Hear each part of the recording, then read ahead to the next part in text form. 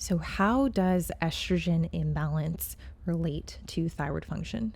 Now, this is typically manifesting in a way where I begin to see weight loss resistance or some kind of weight loss stall, despite the athlete being very adherent, despite us seeing progress historically. Now, estrogen dominance occurs when estrogen levels are too high relative to progesterone levels. Now, this can happen even if levels are elevated, absolute dominance, or if progesterone levels are too low, relative dominance. If estrogen was in normal range, so between 75 and 150, yet we see progesterone is not rising as we would hope, or not to a magnitude where it offsets and opposes that estrogen. This would be considered relative estrogen dominance. Now, how does this affect weight loss? High estrogen levels increase the production of TBG, a protein that binds to thyroid hormones in the bloodstream, making them unavailable for cellular use. Now, this is reducing the amount of active free T3, impairing metabolism and energy production. So we see that estrogen encourages fat storage, particularly in the hips, thighs, and lower abdomen, but excessive estrogen can make it harder to mobilize these fat stores, contributing to visceral fat gain. High estrogen also causes water retention, leading to a feeling of bloating and weight gain independent of fat accumulation. So this is the kind of weight gain that we'll see is very quick to fluctuate and separate from, independent from diet. We do see that even if sodium is consistent, there are high bouts of water retention on a regular basis.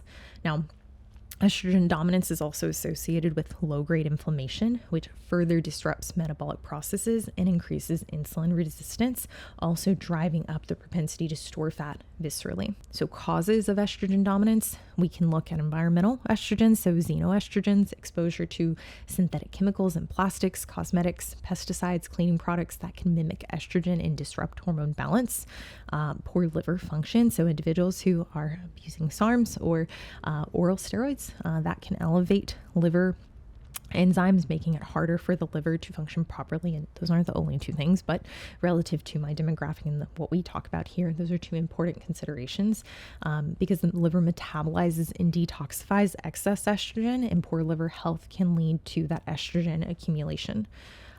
Also gut dysbiosis, an imbalanced gut microbiome that can impair estrogen elimination through the digestive tract, leading to reabsorption in the bloodstream, a process called enterohepatic circulation.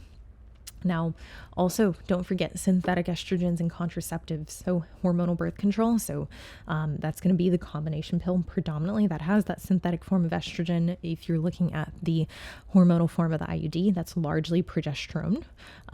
But in synthetic estrogens, that can exacerbate.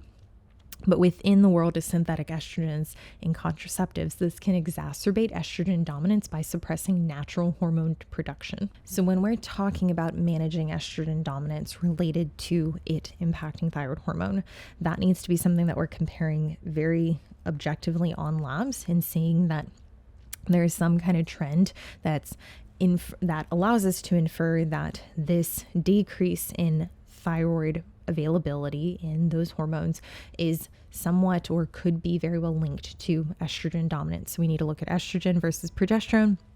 More specifically, we can look at total estrogen, but I also want to look specifically at estradiol.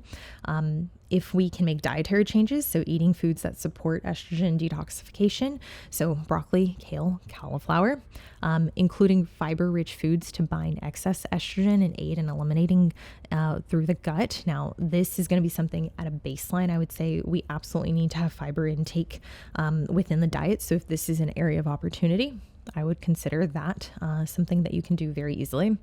Reducing alcohol intake, which can impair liver detoxification. But then if we're looking past that at like supplements, anything that's going to then support liver function and liver metabolism. So in the case of estrogen dominance, where it is true dominance. So we're seeing levels that are elevated above 150. This could be something that we then support through over-the-counter supplements, which would be DEM, calcium glucarate, milk thistle, TEDCA, NAC. The first two are going to work to break down estradiol into weaker forms of estrogen, so into estrone. That'll be easier for the liver to metabolize. NAC, milk thistle, TUDCA will all help and aid in hepatic function. Exercising regularly, that's also going to help reduce circulating estrogen levels. And then when we're talking about looking at potential exogenous culprits, if we're seeing that if we're seeing that a synthetic form of estrogen is driving that thyroid dysfunction, we could consider using a non-hormonal form of birth control. So like the copper IUD would be my recommendation.